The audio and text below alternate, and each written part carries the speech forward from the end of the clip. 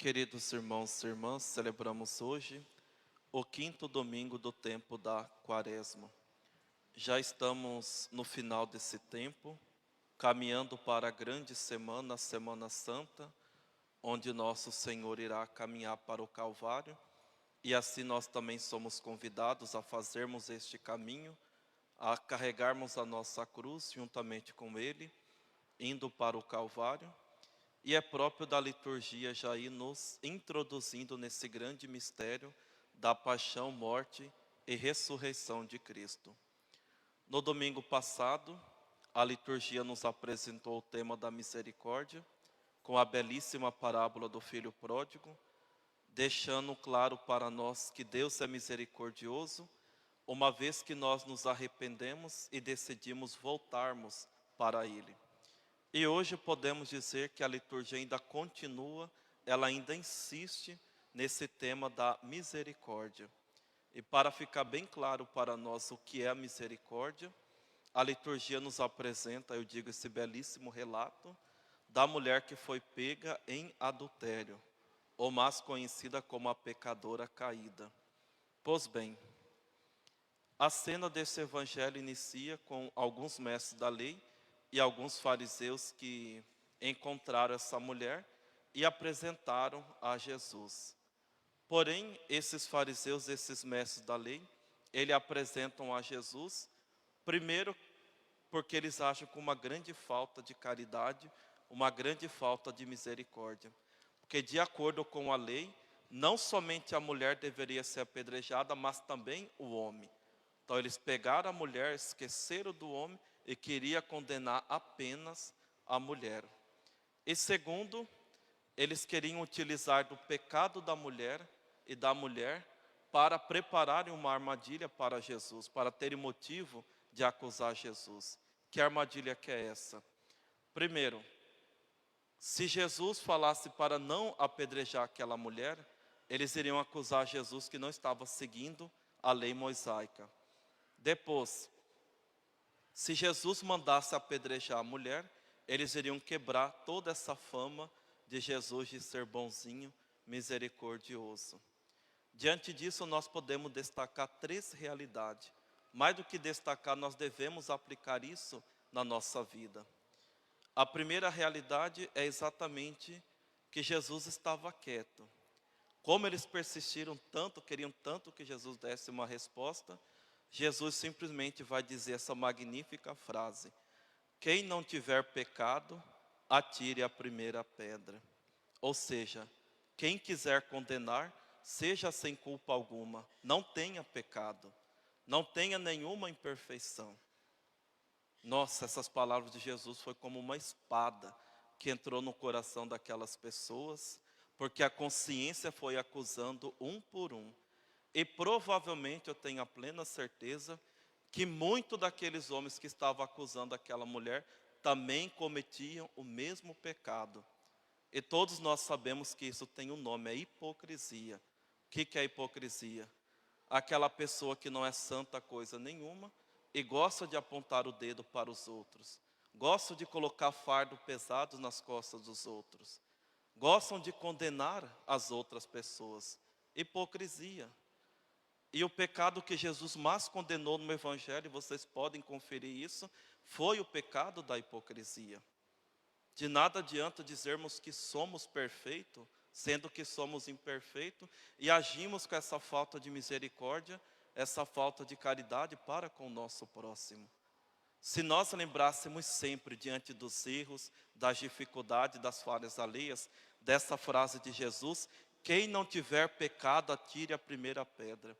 Iremos pensar 1000 vezes antes de condenar o próximo, porque nós também temos pecado. Eu estou falando neste domingo que, infelizmente, muitos ou todos nós participamos de um esporte nacional. Que esporte que é esse? Falar mal da vida dos outros. Meu Deus do céu! O quanto tem de pessoas, de católicos, de cristãos que gostam de falar mal da vida dos outros, das vidas alheias.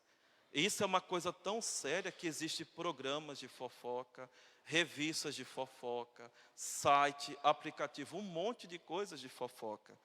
E as pessoas não vão percebendo no que é que elas vão transformando. Porque o que, que está por trás de todas as fofocas? O que, que está por trás de todos os julgamentos, as condenações? É exatamente aquele velho orgulho. Eu não sou como eles. E o que Jesus quer nos mostrar com o evangelho de hoje é exatamente isso, que somos todos feitos do mesmo barro. E se há algum pecado que você não cometeu, louvado seja Deus, mas é graça de Deus. Já dizia São Paulo, quem julga estar em pé, toma cuidado para não cair. Então nós não podemos julgar o nosso próximo. Não podemos cair no pecado da fofoca, da maledicência, da calúnia, do juízo temerário. Se você soube de uma situação, você deve se perguntar, para que é que eu vou falar para o meu vizinho? Vai ajudar em alguma coisa? Não vai, fique em silêncio. Faça como Nossa Senhora, guarda aquilo no seu coração e reza por aquela intenção. São Tiago nos diz o seguinte, a língua é um fogo e o incêndio tende-se a se alastrar. Isso é uma grande verdade. A língua é fogo. Tem pessoas, né, por aí que a língua é tão venenosa, né? Então tem que tomar muito cuidado. Porque por mais que o tempo passe, nos arrependemos daquilo que nós fizemos, o tempo muitas vezes nos mostra quem estava certo, quem estava errado, mas aquele mal que você causou com a sua fofoca, não tem como voltar atrás para resolver aquilo. Então temos que tomar muito cuidado. E ele vai dizer também, a língua é um animal irrequieto, cheio de veneno mortífero. Cuidado você que gosta de fofocar, né? Em vez de parecer filho de Deus, vai parecer uma serpente, né? Uma cobrinha venenosa. Então temos que tomar muito cuidado. Lembremos sempre dessas palavras de Jesus. Quem não tiver pecado, seja o primeiro a tirar a pedra. Que nós iremos pensar 1000 vezes antes de condenar o nosso próximo. Depois, a segunda realidade é justamente que ali havia uma pessoa que poderia jogar as pedras. Que pessoa que era essa? O próprio Cristo, porque ele não tinha pecado. No entanto, Jesus, ele renuncia o seu direito de jogar pedra. Por que que ele renuncia? Porque ele não veio para condenar, ele veio para salvar. É essa a missão de Jesus. Ele veio para salvar e não para condenar. E aqui nós compreendemos o que é a misericórdia. A misericórdia é exatamente compadecer do outro.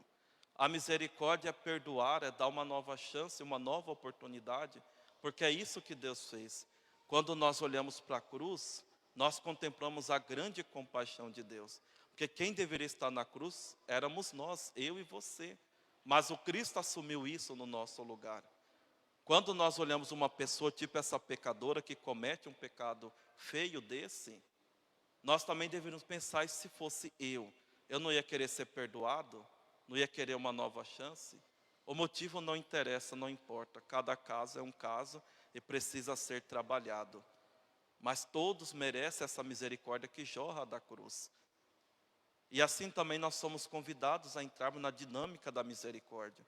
Qual que é a dinâmica da misericórdia? Deus me perdoa à medida que eu perdoo o meu próximo. Deus é misericordioso comigo à medida que eu sou misericordioso com o meu próximo. Por isso que nos evangelhos Jesus diz, com a medida que medides sereis medidos. Ou seja, você que gosta de apontar o dedo e condenar todo mundo, que gosta de exigir uma perfeição dos outros, pode ter certeza, essa mesma perfeição, Deus ele vai exigir de você, porque Ele é justo. Ou como nós rezamos no Pai Nosso, perdoai-nos assim como nós perdoamos. Às vezes nós não temos noção do que nós estamos pedindo para Deus. Porque se você tem um coração duro, um coração que não sabe perdoar, e ainda pede a Deus para perdoar dessa forma, Ele não vai te perdoar. Por isso Santa Catarina de Sena também nos diz, se não estamos a julgar e a condenar os outros, Deus nos perdoará. Pois devo usar com o próximo a misericórdia que desejo para mim. Então essa é a dinâmica da misericórdia. Eu tenho que ser para o outro, para o próximo, aquilo que eu desejo que Deus seja comigo.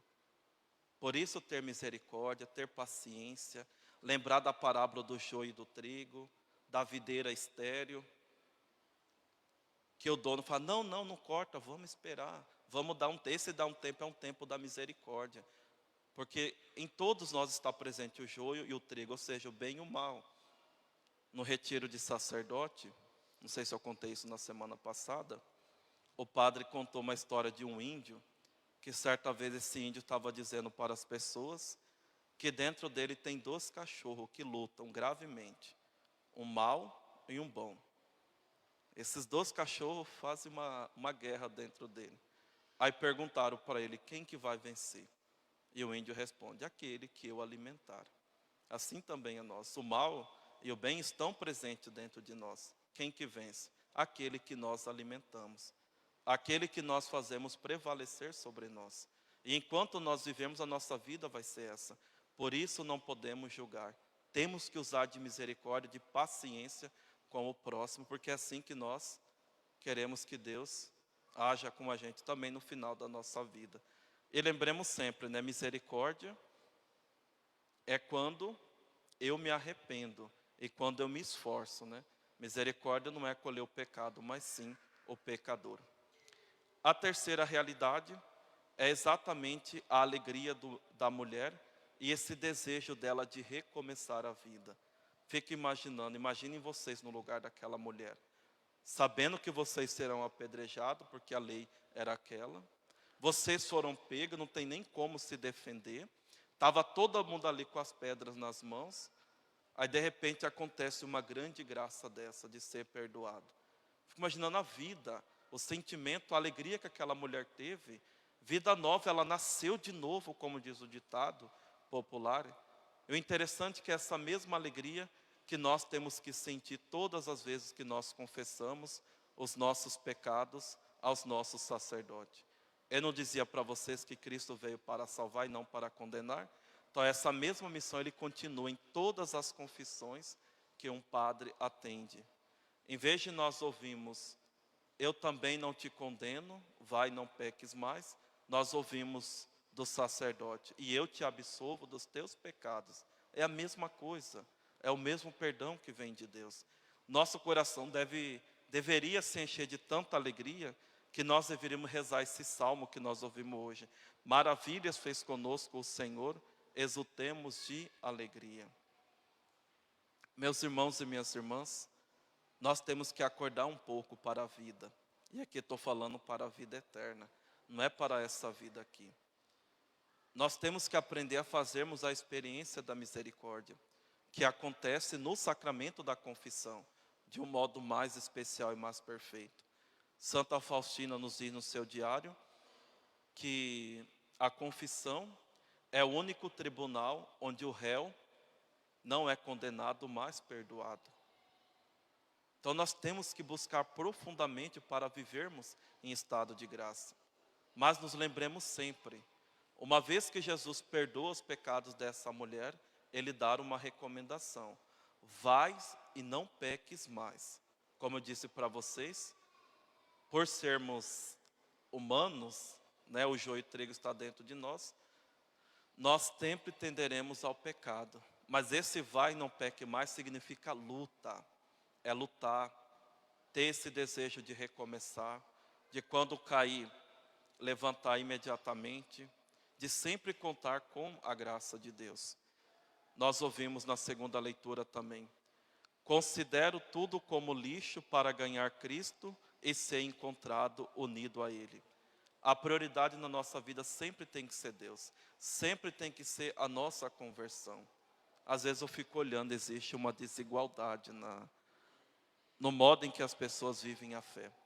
Que a gente encontra muitos católicos por aí que podem confessar, mas a preguiça, a falta de interesse são tantas que não procuram um padre e não confessam.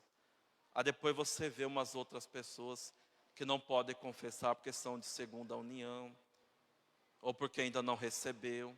Ontem eu estava num evento e uma senhora já de idade veio me dizer que, e ela é muito religiosa, que ela não confessa, não comunga, porque elas foram na paróquia, ela é irmã dela, onde elas foram batizadas, que é fora do estado, e lá só encontraram a certidão do batismo da irmã, e dela não, e por causa disso, não recebeu nenhum sacramento, e o coração dela dói tanto. Falei, não, mas não é assim. Aí dei as orientações, né, como tem que proceder, nesse caso, para vocês verem, né? Quem pode confessar e viver na graça não faz isso. E quem não pode fica lá chorando, se lamentando. Então nós temos que aproveitar isso. Assim como São Paulo, a prioridade na nossa vida tem que ser a nossa união com Cristo. E ele também disse: uma coisa, porém, eu faço. Eu me lanço para o que está na frente. Corro direto para a meta, rumo ao prêmio que Deus me chama a receber. O prêmio que Deus quer dar a cada um de nós é o céu. É a nossa profunda participação na sua vida divina. Se nós vivermos toda essa nossa vida e chegarmos lá no juízo particular e não entrarmos no céu, ou ao menos no purgatório, nós não vivemos de verdade, vivemos para nada. Então temos que levar muito isso a sério. Então vamos nesse tempo que está acabando, o tempo da quaresma, tempo de conversão, procurar viver aquilo que nós ainda não vivemos até agora. Buscar profundamente a conversão do nosso coração. E o primeiro passo é a confissão sacramental. Fazer a experiência da misericórdia e depois assim sermos misericordiosos para com o nosso próximo também. E lembremos sempre, o que ajuda o outro nas suas dificuldades não são os nossos julgamentos, não são os nossos moralismos, mas o amor verdadeiro. É você se colocar diante da pessoa e dizer: apesar de tudo, eu estou aqui. E só faz isso aquela pessoa, aquele coração que tanto ama. Então é esse coração que Deus espera a cada um de nós. Um coração manso e humilde e misericordioso, como é o coração de nosso Senhor Jesus Cristo. Louvado seja nosso Senhor Jesus Cristo.